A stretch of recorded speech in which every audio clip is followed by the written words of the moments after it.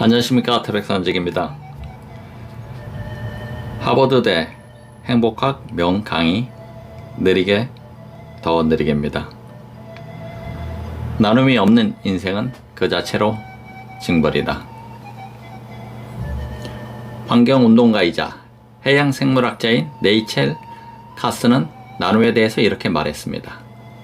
좋은 커피도 친구와 마셔야 향기롭고 좋은 기회도 친구와 나누어야 기쁘다고 했습니다. 마찬가지로 우리는 우리의 지구를 다른 생명들과 함께 공유할 수 있어야 합니다. 인생에는 나눔이 필요합니다. 기쁨이든 슬픔이든 다른 사람과 나누어야 합니다. 흔히 하는 말로 기쁨은 나누면 2배가 되고 슬픔은 나누면 반이 된다고 하지 않았던가요? 나눔이 없는 인생은 기쁠 때든 슬플 때든 똑같이 홀로 벌을 받는 것과 같습니다. 거금을 들여 멋진 집을 지었다고 합시다. 그런데 만약 창문이 한 개도 없다면 어떨까요? 겉보기에는 아무리 화려하고 대단해도 그 집을 살려는 사람은 없을 것입니다. 게다가 만약 집도 감정이 있다면 외롭고 답답하고 고립됐다고 느낄 것입니다. 마찬가지로 인생에도 외부 세계와 공유하는 창문 하나쯤은 있어야 합니다. 그래야 어떤 상황에 처하든 혼자 좌절하거나 쓰러지지 않고 다시 일어나 행복을 찾을 힘을 얻을 수 있기 때문입니다. 골프를 매우 좋아하는 유태교 신자가 있었습니다. 그런데 어느 안식일날 하필이면 그날따라 골프를 치고 싶어 견딜 수가 없었습니다. 엄격한 유태교의 교리에 따르면 안식일에는 쉬는 것 외에는 아무 일도 할 수 없었습니다. 하지만 그는 결국 유혹을 이기지 못하고 딱 9홀만 치고 오겠다는 생각으로 몰래 골프장으로 향했습니다. 안식일이어서 그런지 골프장은 텅 비어 있었습니다. 덕분에 자신이 교리를 위반했다는 사실을 아무도 모를 것이라고 생각한 그는 더욱 신이 나 골프를 쳤습니다. 그런데 마침 천사가 그 장면을 보고 말았습니다. 화가 난 천사는 신에게 달려가 모든 것을 고했고 신은 안식일을 어긴 그에게 벌을 내리기로 했습니다. 1번, 2번 홀은 평소와 비슷한 스코어로 흘러갔습니다. 그런데 3번 홀부터 갑자기 굉장한 스코어가 나기 시작했습니다.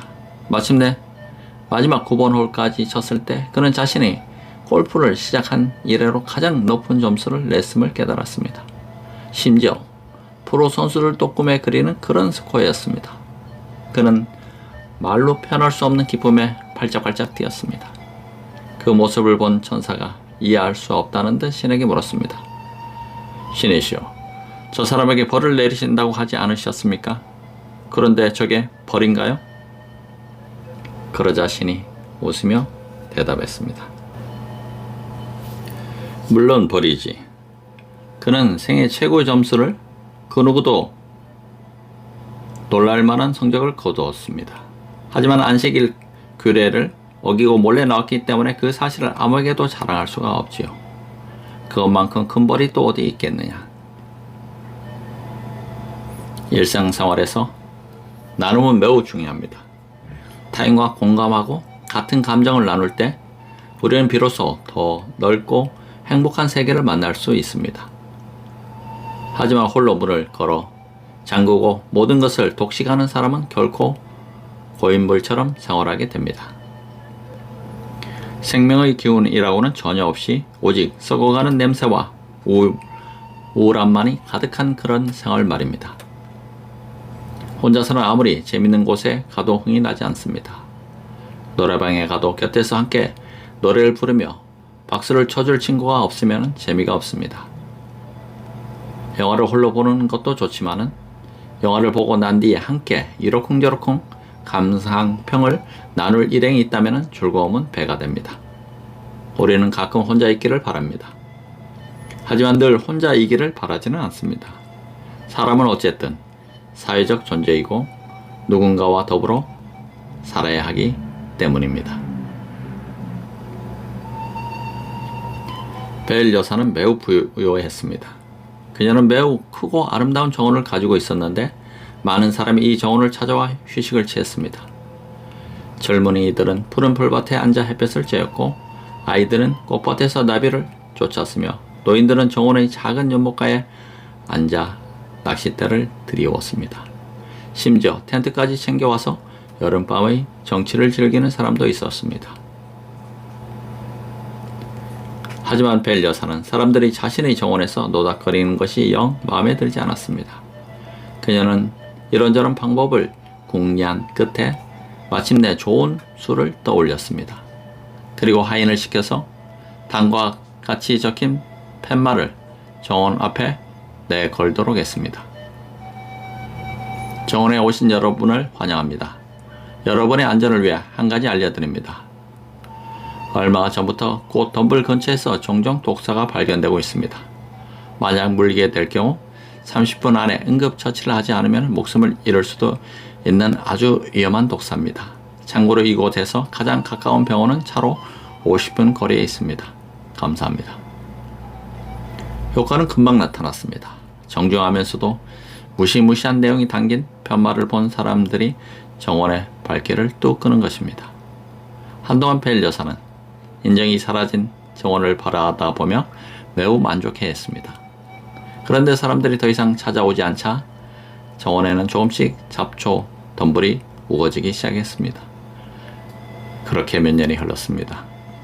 정원은 어느새 원래의 화사한 모습을 잃고 완전한 숲이 되어버렸습니다.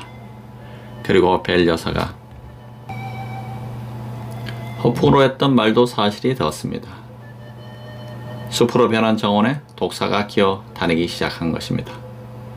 벨 여사는 홀로 고독하고 외롭게 정원을 지켰습니다. 과거에 그곳을 가득 메웠던 수많은 사람들을 조용히 추억하면서 말입니다. 사람은 누구나 마음속에 아름다운 정원이 있습니다. 이 정원을 다른 사람과 기꺼이 공유하면 여러 사람이 찾아와 그곳에 기쁨의 씨앗을 심어주고 정원을 더욱 윤택하게 만들어줍니다. 이로써 우리 마음의 정원은 영원히 황폐하지 않고 아름다울 수 있습니다. 함께 감정을 공유하고 나눌 사람이 한 사람만 있어도 그 인생은 충분히 행복하다고 말할 수 있는 것입니다. 하버드 행복 노트.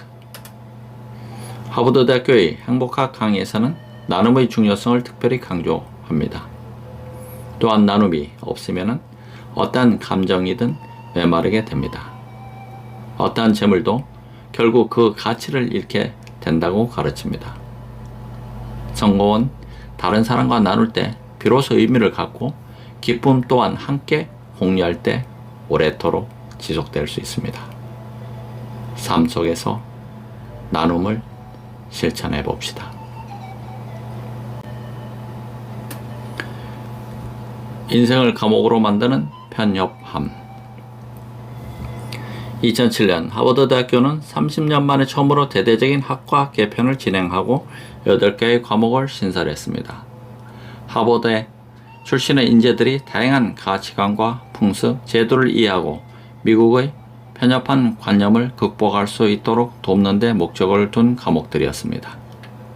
인생에서도 편협한 관념을 극복하는 것은 매우 중요합니다. 현대 사회의 환경은 매우 복잡하여 끊임없이 변화합니다. 그 안에서 살면서 자신의 편협함을 버리지 않고 주변의 모든 것을 수동적으로 받아들이기만 하면 결국은 심리적 피로뿐만 아니라 무감각, 냉소 등에 사로잡히게 됩니다. 더 큰 문제는 이러한 편협한 관념의 계곡에 빠질 경우 자기중심주의와 이기주의의 노예가 될 수 있다는 점입니다. 매우 독실하고 사이 좋은 신도 2명이 함께 성스러운 산으로 성지순례를 떠났습니다. 두 사람은 배낭을 메고 담소를 나누며 길을 걷다가 우연히 백발의 성자와 마주쳤습니다. 두 신도의 신실함을 보고 감동한 성자는 그들에게 이렇게 말했습니다. 그대들에게 선물을 주고 싶소. 먼저 한 사람의 소원을 들어주고 다른 한 사람에게는 그 소원의 2배를 이루어 줄 테니 소원을 말해보시오. 신도 한 사람이 속으로 중얼거렸습니다. 정말 좋은 기회가 아닌가? 하지만 내가 먼저 말하지는 말아야지. 저 친구가 2배의 선물을 받게 할 수는 없잖아. 다른 한 사람도 똑같은 생각에 빠졌습니다. 저 친구부터 말하라고 해야겠다.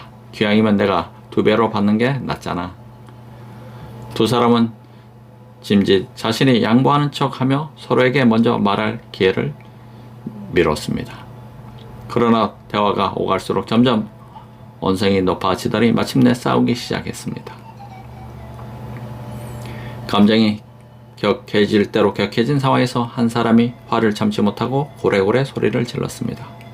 이런 눈치 없는 자식, 내 소원은 내 놈의 눈 한쪽이 멀어지는 것이다. 그 순간 그 말을 들은 신도의 한쪽 눈이 멀어버렸습니다. 그리고 그 소원을 내뱉은 신도는 양쪽 눈이 모두 멀어 시각 장애인이 되어 버렸습니다. 만약 이 신도들에게 욕심과 시기심이 없었다면 얼마나 좋았을까요? 하지만 이들은 편협함에 빠져서 마음의 지혜를 잃어버렸습니다. 그 결과 생에 한 번 얻기도 힘든 좋은 기회를 놓쳤을 뿐만 아니라 축복을 저주로, 친구를 원수로 바꿔버렸습니다. 태산은 한 줌의 흙을 거절하지 않고 받아들여 더욱 높아지고 강은 시냇물을 고르지 않으므로 더욱 깊고 넓어진다는 말이 있습니다. 만약 만물이 모두 편협하고 이기적이라면 이 세상은 얼마나 추하고 비열하게 변하겠습니까? 편협함과 이기심에 빠진 사람은 남과 나누지도 공감하지도 못함으로써 자신의 삶을 더욱 깊은 어둠의 골짜기로 몰아갑니다. 그렇기 때문에 욕심과 편협함에서 벗어나 자신이 먼저 능동적으로 베풀고 나누어야 합니다. 그래야 나눔의 진정한 힘을 체험하고 이기주의의 덫에서 빠져나올 수 있습니다. 한 여행자가 사막 한가운데서 길을 잃었습니다. 그는 타는 목마름에 괴로워하며 무거운 발걸음을 겨우 떼었습니다. 한참을 걷다 희망이 사라질 무렵 그는 버려진 작은 집을 발견했습니다. 놀랍게도 집 앞에는 물을 길어 올리는 펌프가 있었습니다. 여행자는 기뻐하며 달려가 마지막 힘을 다해 열심히 펌프질을 했습니다. 하지만 물은 나오지 않았습니다. 절망에 빠진 그는 망연하게 주변을 돌아다보다가 밀봉된 물 주전자를 발견했습니다. 주전자에 당과 같이 쓰인 쪽지가 붙어 있었습니다. 먼저 이 주전자에 물을 펌프기 속에 부으시오. 그래야 물을 퍼 올릴 수 있습니다. 여행자는 심각한 고민에 빠졌습니다. 쪽지에 쓰인 대로 물을 붓고 펌프질을 했는데도 물이 나오지 않으면 어찌한단 말인가. 지금 당장 마실 수 있는 물을 헛되이 버리는 꼴이 되지 않겠는가. 그때 신비한 힘이 그를 움직였습니다. 그는 결심한 듯 주전자의 물을 모두 펌프기 안에 쏘아 넣었습니다. 그리고 온 힘을 다해 다시 한번 펌프질을 했습니다. 그런데 이게 웬일인가. 펌프기에서 달고 시원한 물이 콸콸 쏟아지기 시작했습니다. 그는 물을 실컷 마시고 수통에도 가득 채웠습니다. 그리고 주전자에 물을 한가득 채워 놓은 뒤 쪽지에 몇 마디 덧붙여 썼습니다. 저를 믿어 주십시오. 이 쪽지에 쓰인 말은 사실입니다. 마음의 편협한 생각을 버릴 때 비로소 달고 시원한 물을 맛볼 수 있습니다. 자신의 이기심과 편협함을 보지 못하면서 무조건 이 세상과 사회가 잘못되었다고 혹은 남이 잘못했다고 불평불만을 늘어놓는 것은 인생을 더욱 침울하고 어둡게 만듭니다. 희생과 헌신을 모르고 나눔과 공감의 미덕을 모르는 사람은 언제나 메마른 마음으로 살 수밖에 없다는 사실을 기억합시다. 하버드 행복 노트. 마음이 넓으면 만물을 품을 수 있지만 마음이 좁으면 모래 한 톨도 받아들이지 못합니다. 그래서 이기심과 편협함은 인생을 폐쇄적이고 외로운 감옥으로 만드는 가장 큰 원흉입니다. 좋은 친구가 많을수록 더 행복해진다. 인도에 이런 속담이 있습니다. 친구는 나의 걱정, 나의 공포와 싸우는 호위병이다. 짧지만은 깊은 의미를 담고 있는 말입니다.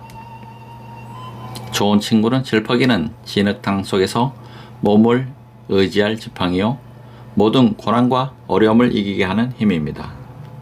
우리가 외롭고 힘들 때 기꺼이 손을 내밀어 도와주고 함께하며 위로해주는 것도 친구뿐입니다. 밤을 새우며 친구와 나누는 수다, 친구와 함께 한 여행 및 사소한 일상의 추억들은 우리 마음의 공허한 부분을 메워주며 영원히 마르지 않는 샘처럼 황량한 영혼을 적셔줍니다. 사람은 친구가 많을수록 더 큰 기쁨과 행복을 느낍니다. 친구 한 사람 한 사람이 밝게 타오르는 촛불처럼 우리의 어둡고 쓸쓸한 마음을 따뜻하게 밝혀주기 때문입니다. 그래서 함께 할 친구가 있으면 어렵고 고단한 인생도 훨씬 살만한 곳으로 변합니다. 한 언어 장애인 소녀가 신문 가판대 주인에게 쪽지를 내밀었습니다. 쪽지에는 제 대신 전화 한 통만 걸어주세요 라고 적혀 있었습니다. 주인은 기꺼이 소녀를 도와 전화를 걸었습니다. 전화를 받은 사람은 웬 남자였는데 알고 보니 그 남자도 주인과 같은 상황이었습니다. 그 역시 곁에 있는 다른 언어 장애인 소녀를 대신해 전화를 받았던 것입니다. 두 남자는 각각 소녀들의 입이 되어 대화를 전달했습니다. 먼저 이 편의 소녀가 예전에 함께 먹었던 국수가 또 먹고 싶다고 했습니다. 그러자 저편에서 친구를 위해 장갑을 떴으니 조만간 붙여주겠다는 말이 돌아왔습니다. 이 편에서 며칠이 지나야 돌아갈 수 있으니 집에 있는 동생을 부탁한다고 하자 저편에서 걱정 말라며 보내준 특산품은 잘 받아보았고 정말 맛있었다고 대답했습니다.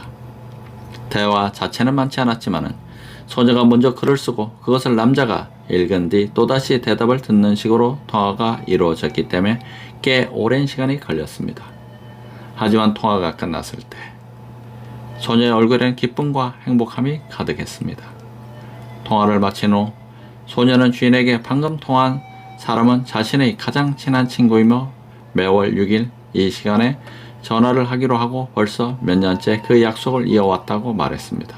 또한 덕분에 올해도 약속을 지킬 수 있었다며 거듭 감사 인사를 했습니다. 우정은 차를 마시는 닭이와 같아서 끊임없이 찬물을 부어주면 날이 갈수록 더욱 깊고 윤택한 색채를 바랍니다. 그러나 반대로 한쪽에 밀어두고 오랫동안 잊고 있으면 결국 색을 완전히 잃어버리고 맙니다. 우리는 종종 우정을 당연시하며 소중히 여길 줄 모릅니다. 하지만 세월이 흐르고 나이가 들고 나면 그제야 우정이 정말로 귀한 선물인지를 깨닫습니다. 좋은 친구라면 반드시 소중하게 여기고 진심을 다해 대하여야 합니다. 잃고 난 뒤에 아무리 후회해도 늦습니다. 소원해진 관계를 되돌리기란 결코 쉬운 일이 아닙니다. 한번 틈이 벌어진 우정은 빛바랜 사진처럼 시간이 갈수록 더욱 흐릿해지기 때문입니다. 인생은 길지만 매 순간 세밀하게 주위를 돌아보며 살아야 합니다. 좋은 친구는 우리 인생을 더욱 아름답고 다채롭게 만들어주기 때문에 더욱 마음을 써야 합니다. 우정을 지키는 방법은 연인과의 관계를 지키는 것보다 쉽습니다. 값비싼 선물을 사줄 필요도 달콤한 사랑의 말을 애써 속삭일 필요도 없이 그저 때때로 잊지 않고 연락해서 인사만 해도 됩니다. 잘 지내? 별일 없지. 요즘 날씨가 춥다. 옷 잘 챙겨 입고 다녀. 어려운 일 없니? 생각나서 연락해봤어. 등등 간단하지만은 진심이 담긴 인사 한마디만으로도 얼마든지 우정을 지속할 수 있습니다. 실제로 친구로부터 온 다정한 전화 혹은 메시지 한 통에 마음이 따뜻해지고 기운이 나는 경험을 누구나 한 번쯤 해보았을 것입니다. 오늘 친구가 자신에게 그랬듯 자신도 친구에게 따뜻한 인사 한마디 건네는 건 어떻겠습니까? 어느 날 우정과 사랑의 길에서 우연히 마주쳤습니다. 사랑이 우정에게 비꼬듯 물었습니다. 세상에 돈이 있는데도 아직 내가 존재하는 이유는 뭘까요? 그러자 우정이 웃으며 대답했습니다. 사랑은 사람들을 눈물 흘리게 하지만 우정은 그 눈물을 마르게 해. 당신에게 관심을 주고 걱정해주고 때로는 당신에게 웃게 만들며 언제나 당신의 편이 되어주는 친구가 있다면 기뻐하고 안심하십시오. 당신은 이미 이 세상에서 가장 귀중한 보물을 가지고 있기 때문입니다.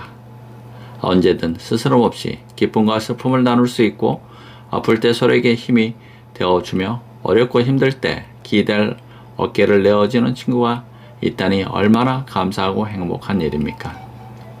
진정으로 좋은 친구는 평생을 함께하며 나의 마음속 깊은 곳에서 언제나 자리하고 있습니다. 또한 비록 몸은 멀리 떨어져 있어도 마음으로 항상 서로를 생각하며 서로가 건강하고 행복하기를 진심으로 기원합니다. 그리고 좋은 친구가 많은 인생은 행복하고 아름다운 것입니다. 하버드 행복 노트. 인생은 기나긴 여행입니다. 좋은 친구가 없다면 이 여행은 굉장히 쓸쓸하고 고독할 것입니다. 친구는 맑은 차와 같습니다. 비록 맛은 담백하지만 진한 향이 오래도록 남아있는 그런 차 말입니다.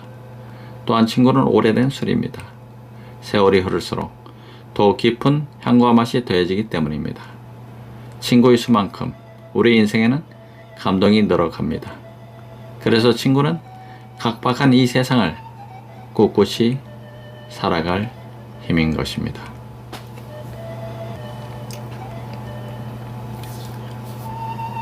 베푸는 기쁨, 나누는 행복.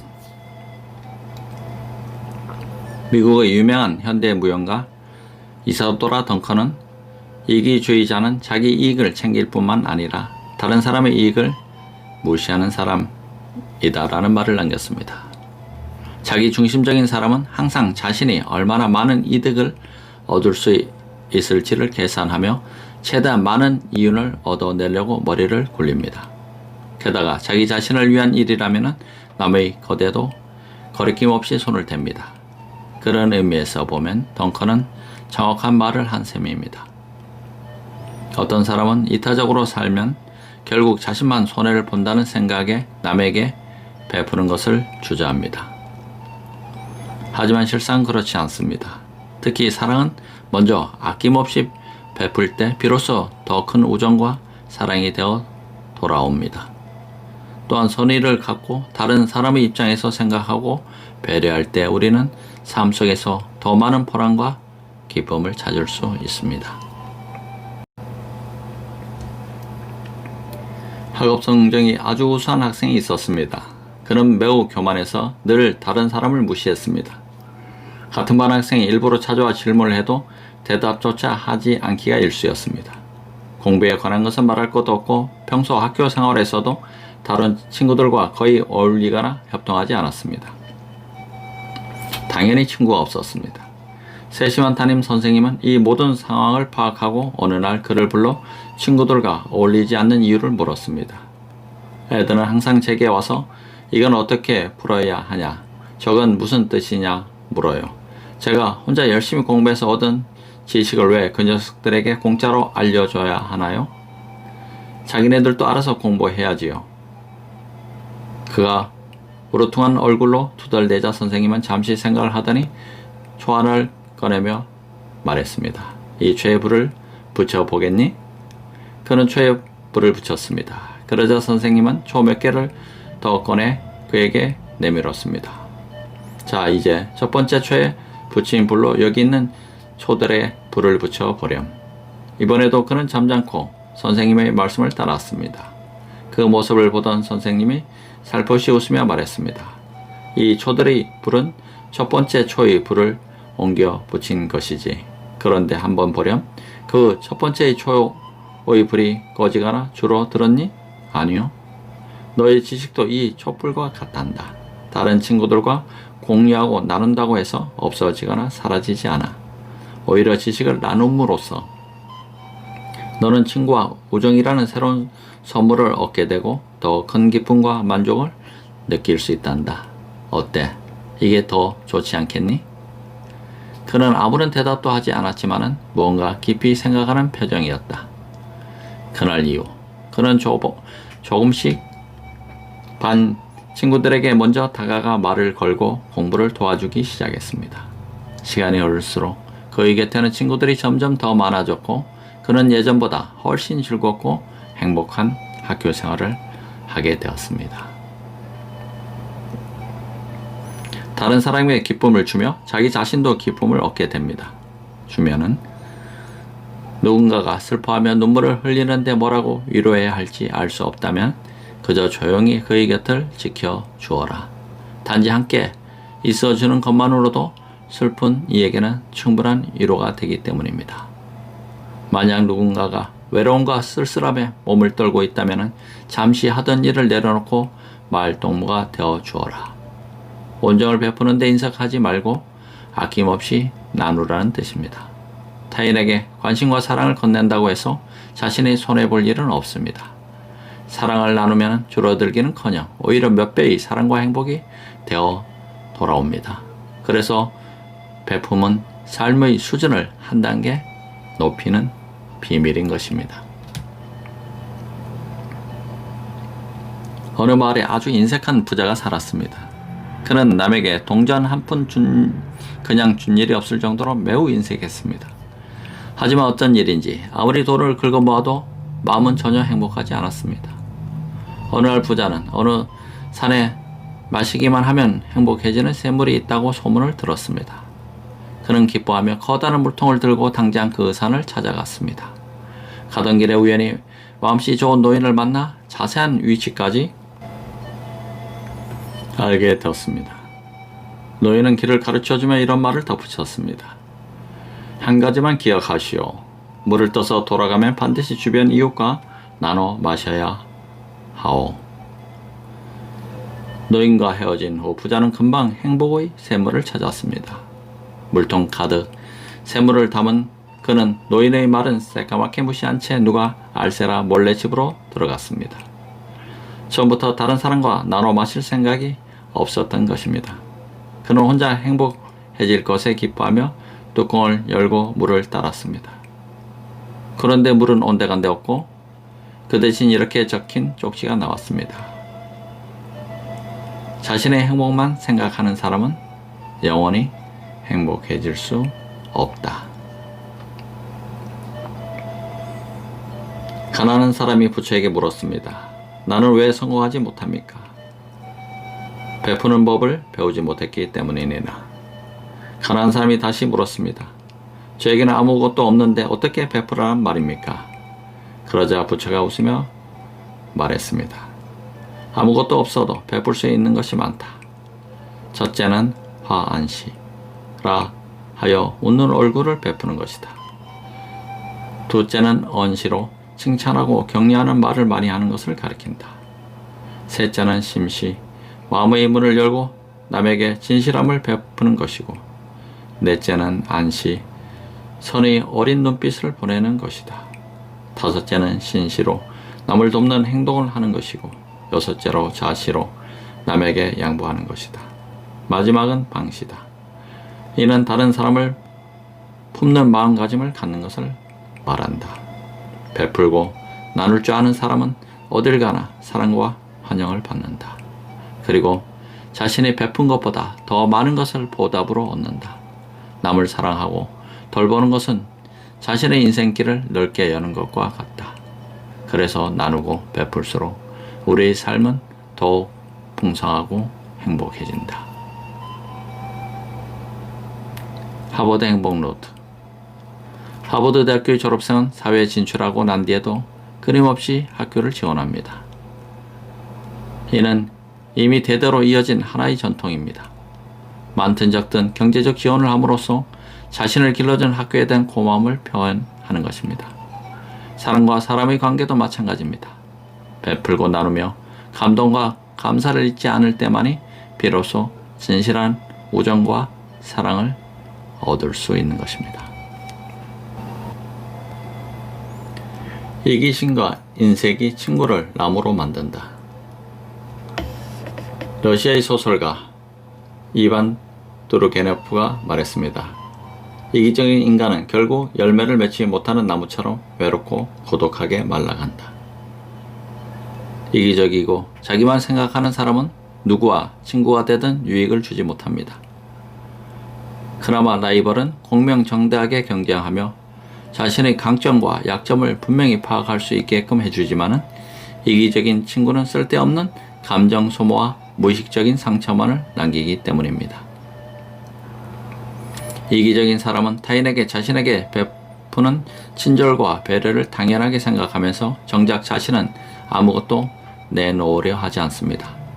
그것이 돈, 사랑, 마음, 무엇이 됐든지 말입니다. 마치 무엇이든지 남에게 주면 자신이 엄청난 손해를 입기라도 하는 것처럼 벌벌 떱니다. 이런 사람은 빠르든 늦든 언젠가는 반드시 외톨이가 되고 맙니다. 자기 자신의 이기심으로 스스로를 매장시키는 것입니다. 인색한 사람도 사정은 별반 다르지 않습니다.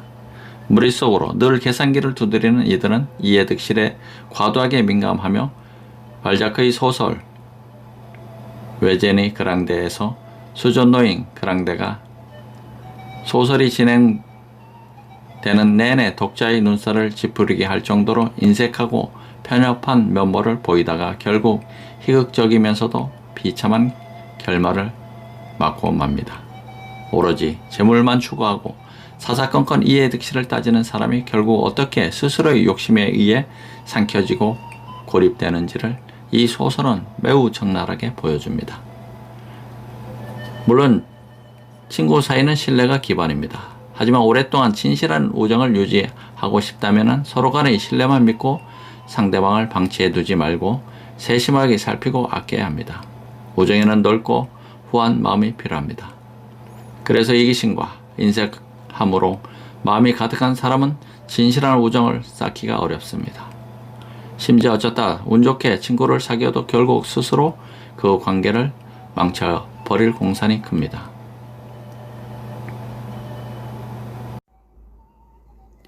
처럼 친한 두 친구가 있었습니다. 이들은 죽어도 같이 죽고 살아도 같이 살며 기쁨과 슬픔을 함께 나누고자 굳게 맹세했습니다. 어느 날 두 친구는 함께 사막을 가로지르다가 그만 길을 잃고 말았습니다. 물도 음식도 다 떨어진 상황에서 둘은 그저 죽기만을 기다리고 있었습니다. 그런데 마침 그때 신이 나타나 그들에게 말했습니다. 저 앞에 큰 사과와 작은 사과가 달린 나무가 있다. 작은 사과를 먹으면 잠깐의 갈증을 해소할 수 있고 큰 사과를 먹으면 이 사막을 벗어날 힘을 얻게 된다. 선택은 너희의 몫이니라.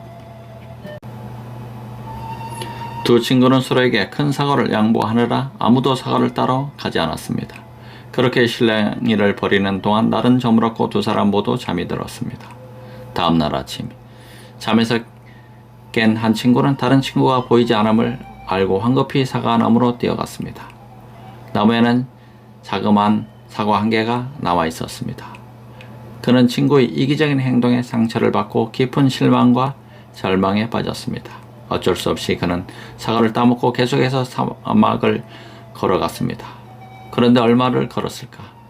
저 앞에 이미 사막을 빠져나간 줄 알았던 친구가 쓰러져 있는 모습이 보였습니다. 다급히 달려간 그는 친구를 깨워보았지만 이미 때는 늦은 뒤였습니다. 그런데 쓰러진 친구의 손에는 사과가 그대로 들려 있었습니다. 놀랍게도 방금 그가 먹은 것보다 훨씬 작고 메마른 사과였습니다. 진정한 우정은 어려울 때 더욱 큰 힘을 발휘합니다. 진정한 우정은 생사를 뛰어넘어 친구를 위해서라면 목숨까지 내놓겠다는 숭고한 희생정신을 갖게 합니다. 이렇게 커다란 사랑과 무한한 이타심은 우리의 마음을 깊게 울리며 이 세상을 좀 더 아름답고 훨씬 살만한 곳으로 바꾸어 놓습니다. 우정은 이기심이나 인색함과 함께 할 수 없습니다. 자신의 손해와 이득을 따지지 않고 나누는 우정이야말로 가장 진실하고 성실하며 순수합니다. 이러한 우정은 공명하게 내리쬐는 햇볕과 어느 곳에서나 존재하는 공기, 차별 없이 내리는 비처럼 한 사람의 인생이 풍성한 결실을 맺을 수 있도록 돕습니다. 나 자신이 먼저 이기심과 인색함을 버리고 진실하게 마음의 문을 열 때 비로소 진정한 우정을 얻게 될 것입니다. 하버드 행복 노트. 이기적이고 인색한 사람과 친구가 되고 싶어하는 사람은 없습니다. 이런 사람은 타인의 진심을 무시하고 자신의 이익을 위해 주저없이 남을 짓밟기 때문입니다. 친구와의 우정은 진심을 바탕으로 맺어지기에 이기심과 인색함에 정복된 마음은 결코 진실한 친구를 얻지 못합니다. 감사합니다. 태백산직이었습니다.